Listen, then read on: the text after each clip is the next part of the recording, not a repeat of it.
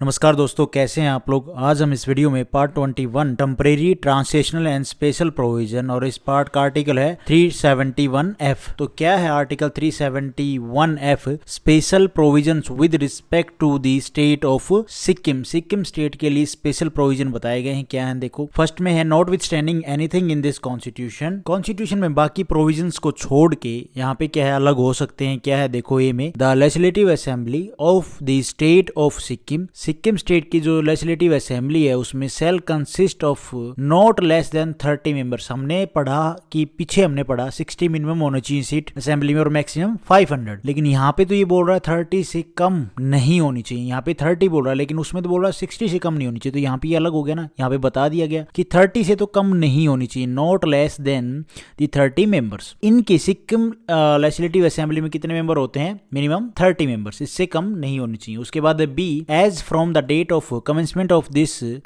the Constitution 36 Amendment Act 1975 hereafter in this article referred to as the appointed day। भाई Sikkim state का Indian union के साथ जुड़ने की बता रहा है कि कौन से अमेंडमेंट एक्ट के थ्रू यहाँ पे सिक्किम यूनियन के साथ जुड़ गया, इंडियन यूनियन के साथ। तो 36 अमेंडमेंट एक्ट 1975। तो अगर एग्जाम में पूछे कि भाई सिक्किम का फॉर्मेशन डे कब, तो 26 अप्रैल 1975। उसके बाद है जी ये the assembly for Sikkim formed as a result of the election held in Sikkim in April 1974 with 32 members elected in the said election herein after referred to as the sitting members shall be deemed to be the legislative assembly of the state of Sikkim duly constituted under this constitution। यहाँ पे simple सी बात है, ऊपर हमने formation day देख लिया। तो इससे पहले क्या है, इस डेट से 1975 से पहले क्या है, 1974 को इलेक्शन करवा लिए जाते हैं और एमएलएस को रेडी कर लिया जाता है कि भाई आप रेडी हो जाओ असेंबली में बैठने के लिए। ठीक है, तो ये बात बोल रहा है इसमें। जो ये सिटिंग मेंबर्स है ना, इनका मतलब यही होता है जो नॉर्मल एमएलएस को ही बोलते हैं सिटिंग मेंबर्स। किसी भी स्टेट का मान लो फॉर्मेशन डेट आ गया भाई 1975, अब उसके बाद इलेक्शन होंगे तब तक उसको कौन संभालेगा। इसीलिए 1975 से पहले ही मतलब 1974 में ही इलेक्शन कंडक्ट करवा लिए जाते हैं और एमएलएस हैं वो अलग अलग डिस्ट्रिक्ट से अलग अलग एरिया से अपने चुन के आ जाते हैं, उनको रेडी कर लिया जाता है ताकि सरकार को बनाया जा सके, जल्दी ही काम प्रोसेस में हो जाए। ठीक है, तो ये बात बोल रहा है इसमें कि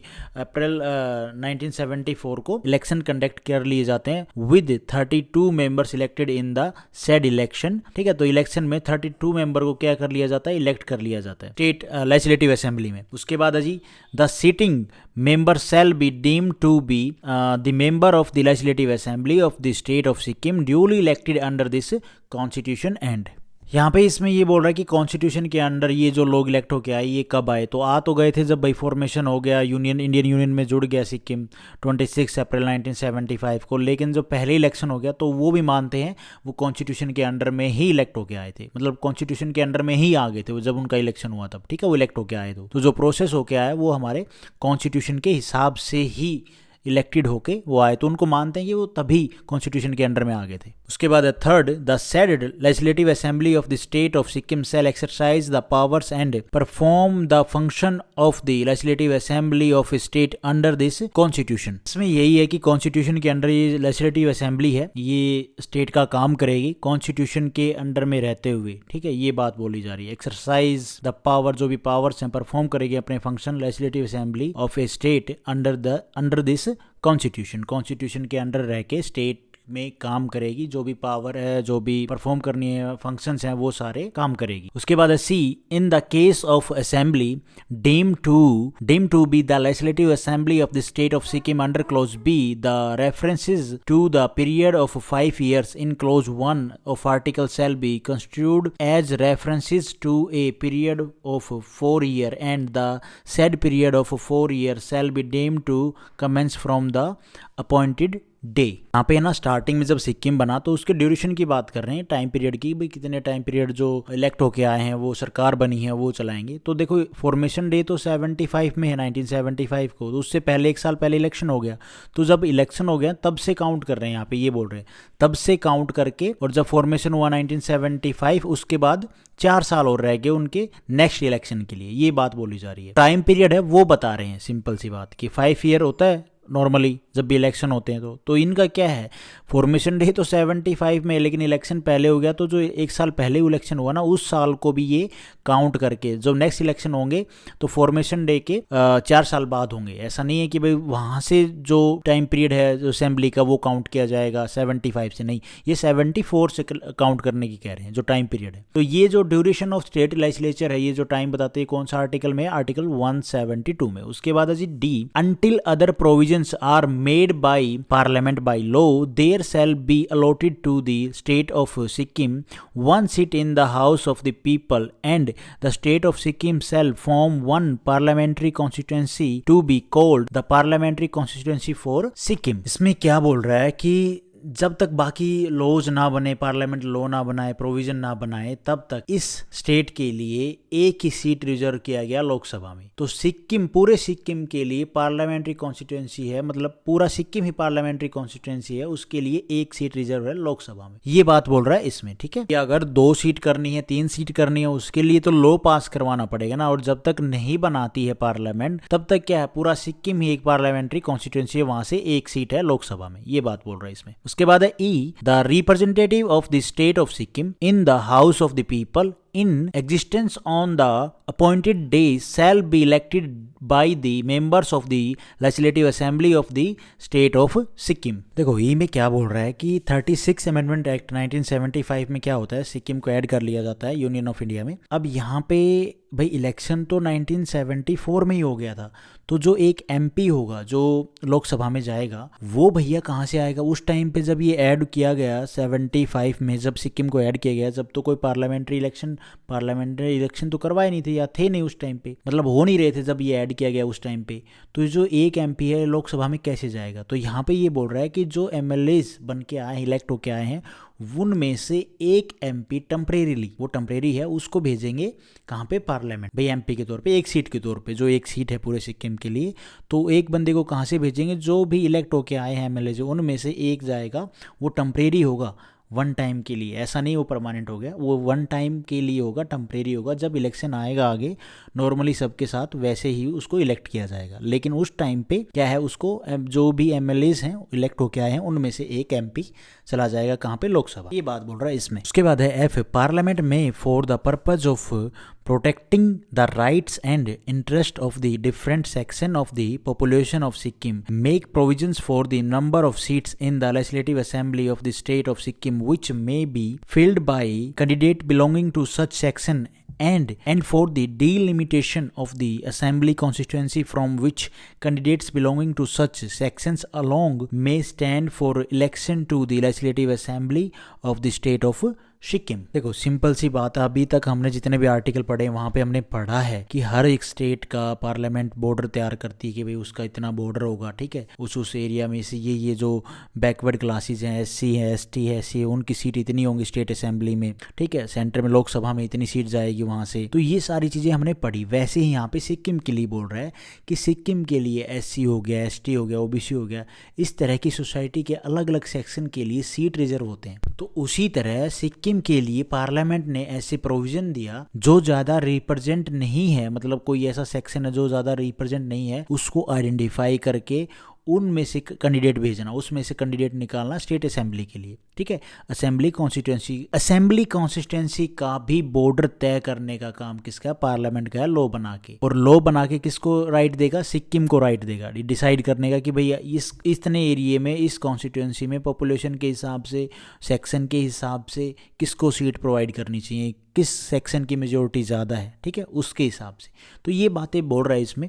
ये चीज़ें हमने पहले भी पढ़ ली हैं, जितने भी और स्पेशल प्रोविज़न पढ़े हैं या फिर और पहले ही बातें पढ़ी हैं कि भाई किस तरह से पार्लियामेंट लॉ बना के स्टेट का जो कॉन्स्टिट्यूएंसी बॉर्डर होता है, असेंबली कॉन्स्टिट्यूएंसी बॉर्डर, वो तय करता है, ठीक है, कौन कौन से सेक्शन को भाई कितनी क्या कहाँ से क्या सीट मिलनी चाहिए, वो सारी चीज़ें यहाँ पे वो रिपीट कर रहा है। यहाँ पे वो बता रहे हैं कि सिक्किम के लिए भी ऐसे हो। तो इसमें पार्लियामेंट ने क्या भैया लॉ बना दिया और सिक्किम को पावर दे दी कि भैया आप खुद डिसाइड करें कि भाई जो ओबीसी है वहाँ पे, एससी है, एसटी है, या हिली एरिया वाले हैं या ट्राइबल एरिया वाले हैं, तो ये चीज़ आप खुद डिसाइड करके, बॉर्डर डिसाइड करके कॉन्स्टिट्यूएंसी का कि भाई इस कॉन्स्टिट्यूएंसी का ये वाला बॉर्डर है, तो वहाँ से खड़े करना, भाई लोगों को सीट देना, तो वो सारी पावर किसके पास दे दी, पार्लियामेंट ने लॉ बना के सिक्किम को कि भैया ये चीज़ें आप देखो, आप डिसाइड करो, आपका स्टेट है, स्टेट गवर्नमेंट डिसाइड करेगी। उसके बाद G, the governor of Sikkim shall have special responsibility for peace and for an equitable arrangement for ensuring the social and economic advancement of different section of the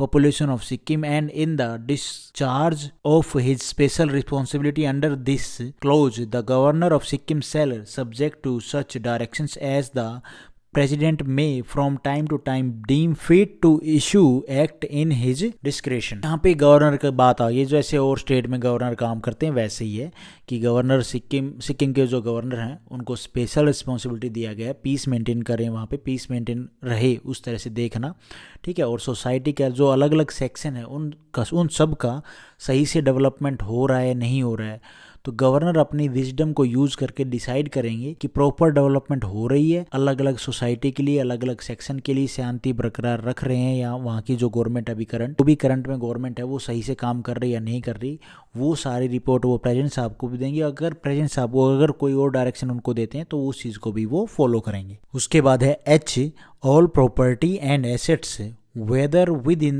or outside the territories comprised in the state of Sikkim which immediately before the appointed day were vested in the government of Sikkim or in any other authority or in any person for the purpose of the government of Sikkim shall as from the appointed day vest in the government of the state of Sikkim। Simple सी बात यहाँ पे ये बोल रहा है कि 1975 से जब सिक्किम इंडिया से नहीं जुड़ा था तो उससे पहले वहाँ पे जो गवर्नमेंट थी उसकी जो भी प्रॉपर्टी थी, जो भी एसेट्स थे, या उन्होंने कोई अपनी प्रॉपर्टी किसी को दी हो, कोई अपने एसेट्स दिए हों, वो सारी चीज़ें जब 1975 के बाद जब सिक्किम जुड़ जाता है इंडिया के साथ में, तो वो सारी प्रॉपर्टी गवर्नमेंट के पास आ जाएगी। गवर्नमेंट मतलब इंडिया के साथ जुड़ जाएगी उसकी प्रॉपर्टी, और वो सारी प्रॉपर्टी किसके अंडर आ जाएगी, सिक्किम स्टेट गवर्नमेंट के पास। ये बात बोल रहा है इसमें, सिंपल सी बात तो ये है। वो सारी प्रॉपर्टी किसके अंडर में आ गई, स्टेट गवर्नमेंट के अंडर में आ गई, सिक्किम स्टेट गवर्नमेंट के पास आ जाएगी वो सारी प्रॉपर्टी। या तो किसी को पहले दी गई हो, जो भी एसेट थे, जो भी प्रॉपर्टी थी, ठीक है, या फिर जो पहले गवर्नमेंट थी उसके पास जो भी एसेट थे, जो सारी प्रॉपर्टी थी, ये बात बोली जा रही है, वो किसके पास आ जाएगी, सिक्किम स्टेट गवर्नमेंट के पास।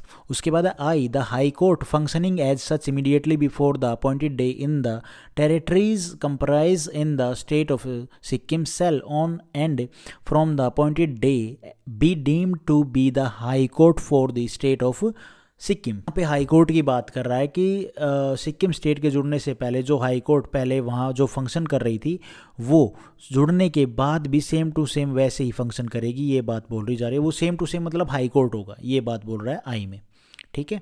उसके बाद जी जे, all courts of civil, criminal and revenue jurisdiction, all authorities and all officers, judicial, executive and ministerial throughout the territory of the state of Sikkim shall continue on and from the appointed day to exercise their respective functions subject to the provisions of this constitution। यहाँ पे ये कह रहा है कि 1975 से पहले जो भी वहाँ पे गवर्नमेंट थी, वहाँ पे जो भी डिपार्टमेंट थे, गवर्नमेंट डिपार्टमेंट, क्रिमिनल या फिर जो कोर्ट के डिपार्टमेंट थे, क्रिमिनल हो गया, रेवेन्यू, ठीक है, सिविल कोर्ट हो गया, क्रिमिनल कोर्ट हो गया, रेवेन्यू जुरिस्डिक्शन हो गया, ऑल जो भी अथॉरिटी थी, जितने भी ऑफिसर थे, जुडिशियल, एग्जीक्यूटिव, मिनिस्ट्रियल, ठीक है, ये सब जो भी वहाँ पे काम कर रहे थे वो सब अपने अपनी पोस्टों पे काम करेंगे, सेम टू सेम ऑफिसर ही रहेंगे।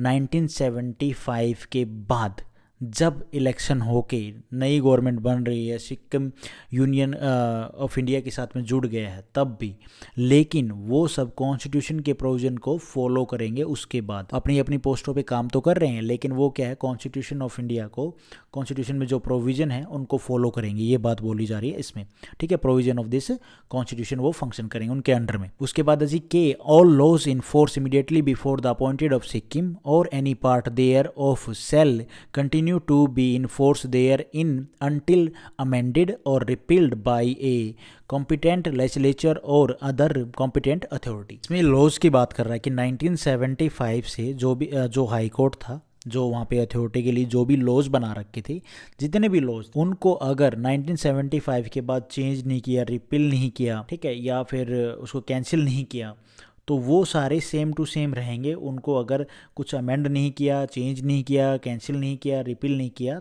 तो ये बात बोली जा रही है इसमें। और ये सारे भाई रिपील करना है, अमेंड करना है 1970 के बाद, तो ये कौन करेगा? स्टेट गवर्नमेंट करेगी। जो स्टेट गवर्नमेंट के अंडर में आते हैं कॉन्स्टिट्यूशन के हिसाब से जो भी मैटर्स हैं वो स्टेट गवर्नमेंट करेगी भाई, उनमें चेंज करना है, रिपील करना है पहले इसके लॉज में।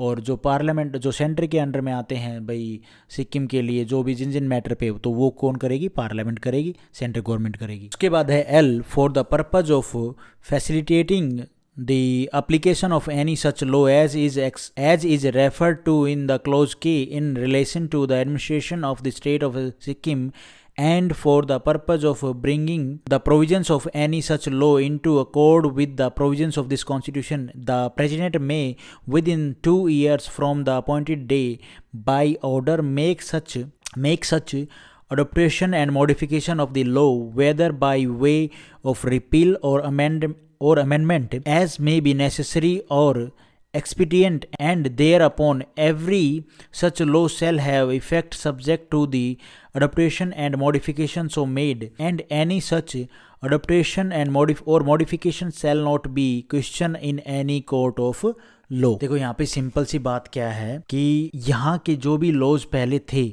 उनको चेंज करना है, कैंसिल करना है, न्यू बनाना है, जो करना है ये सब करने का प्रेसिडेंट के पास 2 साल का टाइम है बनने के बाद। मतलब बनने के बाद क्या, 1975 से 26 अप्रैल 1975 से 26 अप्रैल 1977 तक का टाइम है। इस पीरियड में बाकी सारे लॉ बना देने चाहिए सिक्किम के लिए, ये बात बोली जा रही है इसमें। दूसरा, जो ये पहले के लॉज थे ना, इनमें अगर कुछ चेंज कर दिया गया है तो उनको लेके कोर्ट में नहीं जा सकता कि भाई ये लिखा था पहले और अब ये है, तो उस चीज़ को लेके कोर्ट में नहीं जा सकते कि भाई ये गलत है, ये बात बोली जा रही है इसमें, ठीक है। Not be question in any court of law, जो भी मॉडिफिकेशन करेंगे, जो भी चेंज करेंगे उसको लेके बोल रहा है। उसके बाद है M, neither the supreme court nor any other court shall have jurisdiction in respect of any dispute of other matters arising out of any territory or agreement, engagement or other similar instrument relating to the Sikkim which was entered into or executed before the appointed day, and to which the government of India or any of its predecessor government was a party, but nothing in this clause shall be construed to derogate from the provisions of article 143। यहाँ पे ये बोल रहे हैं कि ना तो supreme court में ना किसी और कोर्ट में 1975 से पहले सिक्किम ने जो भी इंडिया के साथ में एग्रीमेंट की थी, ट्रीटीज की थी, जो भी इस तरह का कुछ भी कोई काम किया था उसको लेके क्वेश्चन नहीं कर सकते किसी भी कोर्ट में, ना तो सुप्रीम कोर्ट में या ना किसी और कोर्ट में। जो पहले हो गया वो हो गया, लेकिन इसका मतलब ये नहीं है कि प्रोविजन ऑफ आर्टिकल 143 में क्या है, power of president to consult supreme court. भाई जो ऊपर हमने बातें कि उन सबको, ऐसा नहीं कि वो सारी चीज़ें ठीक हैं अपनी जगह, लेकिन ऐसा नहीं है कि भाई इस चीज़ को भी नकार रहे हैं, इस चीज़ को नहीं नकार रहे, ये बात ही बोली जा रही है एम में। तो सिंपल सी बात है, ये कह रहा है कि 1975 से पहले जो भी ट्रीटीज़ की, जो भी एग्रीमेंट किए सिक्किम ने इंडिया के साथ में, उनको लेके आप कोर्ट में नहीं जाओगे भाई कि भाई वो पहले जो हो गया वो हो गया, ठीक है, ये बात बोली जा रही है इसमें। ऐसा है कि जो भी ट्रीटीज़ हुई थी, जो भी एग्रीमेंट हुए थे, वो पहले हुए 1975 से सिक्किम और इंडिया के बीच में, लेकिन गवर्नमेंट ऑफ सिक्किम और गवर्नमेंट ऑफ इंडिया के बीच में जो भी हुए थे वो सारी चीज़ें एक जगह हैं। उसके बारे में प्रेसिडेंट साहब को अगर कोई डाउट है तो कंसल्ट कर सकते हैं सुप्रीम कोर्ट से, लेकिन सुप्रीम कोर्ट या कोई और कोर्ट वहां जाके डिसीजन नहीं दे सकते, ये बात बोल रहा है इसमें। सिंपल सी बात हुई, अब तो समझ में आई होगी। उसके बाद है N, the president may by public notification extend with such restriction or modification as he think fit to the state of Sikkim any enactment which is in force in a state of India in the date of the notification. उसके बाद है N, the president may by public notification extend with the such restriction or modification as he think fit to the state of Sikkim any enactment which is in force in the state in India in the date of the notification। देखो इसमें क्या हो रहा है कि अगर president साहब को सही लगता है तो वो पब्लिकली नोटिफाई कर सकते हैं। अब क्या सही लगता है कि कोई और दूसरे स्टेट का कोई भी जो लॉ है वो आपके लिए भी अप्लीकेबल होगा, सिक्किम के लिए भी सही रहेगा, उसमें अगर कुछ चेंज करना है तो वो चेंज करके वो अप्लीकेबल होगा। अगर प्रेजेंट साहब को सही लगता है तो दूसरे स्टेट का लॉ की भी यहाँ पे अप्लाई करेंगे तो वो ठीक रहेगा इस स्टेट के लिए। तो उसमें अगर कुछ चेंज करना है तो चेंज करने के बाद वो अप्लीकेबल होगा। ये चीज़ कौन कर सकते हैं? प्रेजेंट साहब कर सकते हैं, ये बात बोल रहा है इसमें। और दूसरा ये है, जो दूसरे स्टेट का जो ये लॉ की हम बात कर रहे हैं, यहाँ पे ये बोल रहा है कि वो जो लॉ है जब यहाँ पे हम सिक्किम में अप्लाई कर रहे हैं तो वो जो लॉ वो उस स्टेट में भी इन्फोर्स होना चाहिए, ठीक है, ये बात बोली जा रही है इसमें। उसके बाद जी ओ इन मतलब इन्फोर्स मतलब वो दूसरे स्टेट में भी जहाँ जब जिस टाइम पे सिक्किम में इसको अप्लाई कर रहे हैं, अप्लीकेबल कर रहे हैं, तो वो जो लॉ है उस दूसरे स्टेट में लागू हुआ होना चाहिए, ठीक है। उसके बाद है O in any difficulty arise in giving effect to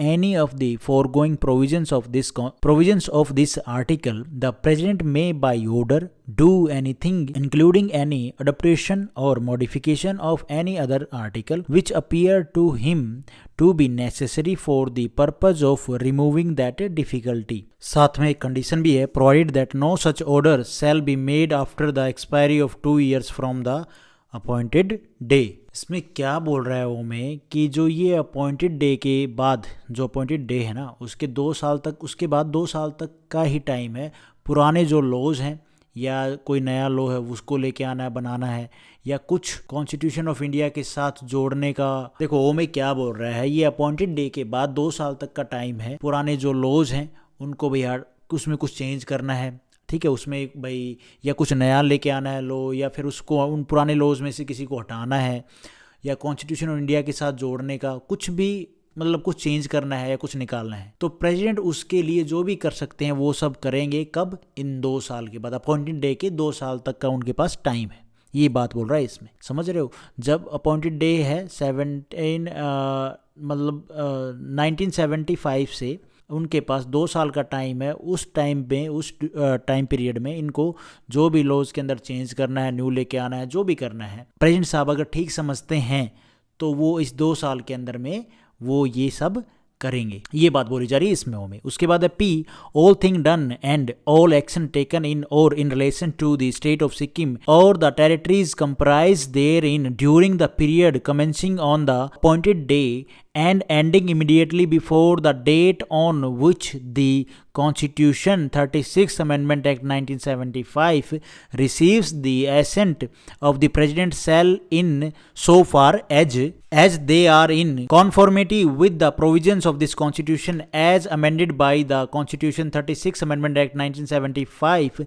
be deemed for all purpose to have been validly done or not or taken under this Constitution as so amended. यहाँ पे ये बोल रहा है कि प्रेसिडेंट साहब के एसेंट, मतलब एसेंट होता है साइन देना, साइन करने से पहले उस टाइम पीरियड में, कौन से टाइम पीरियड में बताऊंगा, उस टाइम पीरियड में जो भी काम हुए वो काम वैलिड माने जाएंगे, ये बात बोल रहा है। अब ये कौन सा टाइम पीरियड की बात कर रहे हैं, कौन से टाइम पीरियड में? देखो 2 चीज़ होती हैं, 35th अमेंडमेंट एक्ट 1975 और 36th अमेंडमेंट एक्ट 1975। अब यहाँ पे सिक्किम क्या है, यहाँ पे अगर हम बात करते हैं तो अपॉइंटेड डे ऑफ सिक्किम है। अब आपको लगेगा ये अपॉइंटेड डे ऑफ सिक्किम क्या है भाई, और ये है फॉर्मेशन, मतलब फॉर्मेशन डे बोलेंगे या प्रॉपर जो कंप्लीट स्टेट का स्टेटस देना सिक्किम को। यहाँ पे क्या है, अभी कंप्लीट स्टेटस नहीं है सिक्किम को कि वो इंडिया के साथ जुड़ गया, नहीं, यहाँ पे वो है एक भाई कह सकते हैं एसोसिएट स्टेट बन गया है, ठीक है। उसने हाँ तो कर लिया है लेकिन प्रॉपर सारे डॉक्यूमेंट प्रॉपर प्रेसिडेंट साहब का साइन वाइन नहीं हुआ है, लेकिन यहाँ पे वो कंप्लीट स्टेट का दर्जा जो बाकी और स्टेट है वैसे ही यहाँ पे उसको दर्जा मिल गया है। इस अमेंडमेंट एक्ट में यहाँ पे पूरा दर्जा नहीं मिला है। तो इस टाइम पीरियड के बीच में जब यहाँ पे साइन कर देंगे प्रेसिडेंट साहब, जब तो ये प्रॉपर स्टेट बन जाएगा भाई इंडिया के अंदर, तो तब तक बीच में इन दोनों के बीच में जो भी काम हुआ, अब ये आपको लगेगा कि यार ये डेट तो एक ही है, ईयर तो एक ही, ईयर एक ही है, लेकिन जो कुछ मंथ्स का टाइम है उसकी बात कर रहे हैं, उसमें जो भी काम हुआ वो काम वैलिड माना जाएगा, ये बात बोली जा रही है। तो यही था आर्टिकल 371F। होप आपको बेसिक्स आइडिया हो गया होगा इस आर्टिकल का। Thank you for watching this video. Video आपको ठीक लगी तो लाइक करना, चैनल पे नए हो तो गाइज सब्सक्राइब करना।